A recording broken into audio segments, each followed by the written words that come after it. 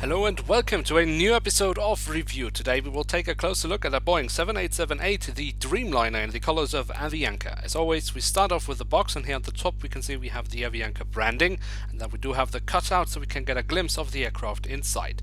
Now on the back side of the box we have a very nice image of the aircraft. We also have a link here provided by Herpa where we can get more information about the aircraft itself.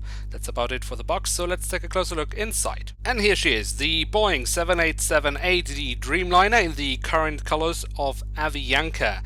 Avianca is the national airline and flag carrier of Colombia. Avianca is also the world's second oldest still operating airline, just after KLM, and was already founded on December the 5th, 1919. The airline is since 2012 also a member of Star Alliance. Now let us take a closer look at this beauty of an aircraft, and as always we start with the tail section. And here on the vertical stabilizer on the top we have the Colombian flag, then we have the Avianca branding, and on the fuselage we do also have the full registration code of the aircraft. Now if we move from the back of the aircraft to the front of the aircraft, we can see along the fuselage the writing of Avianca and the Avianca branding once more.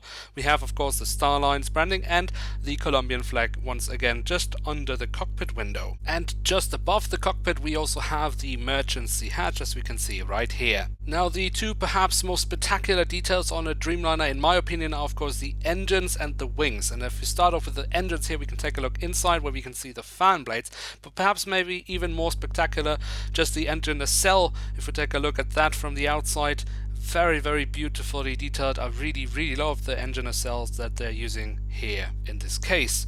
And then of course if you move to these fantastic wings, just look at that shape, absolutely amazing. And also if you take a look at them from above here, we can see very nicely detailed. It's a bit difficult to see here with the white background, but there are some very nice details on them, including of course the full registration code. And also if you take a look at the underside of the wing, once more really nicely detailed.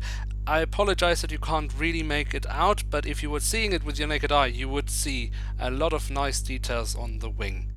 Now another detail where we really can see that Herpa has put some effort into it is the landing gear here under the wing, but also if you move up to the front of the aircraft where the nose gear is, you can see very nicely indeed. And especially if we just change the angle slightly, we can see very nice details, and that's a really good job from Herpa. Now it is generally a really good aircraft from Herpa Wings. I personally prefer the 7879. I think it looks a bit more balanced, but the 7878 is also a really great looking aircraft, and it is always nice with a South American or Latin American livery. It's not something we get a lot of here in Europe. We of course get a lot of European airlines and North American airlines, but all these other continents, they aren't produced or they aren't sold in Europe that much, so it's always nice to get an aircraft like this in one's collection. Now with that we have reached the end of today's episode. If you have enjoyed, feel free to leave a like, or if you're new around here, why not hit subscribe? That would be absolutely awesome.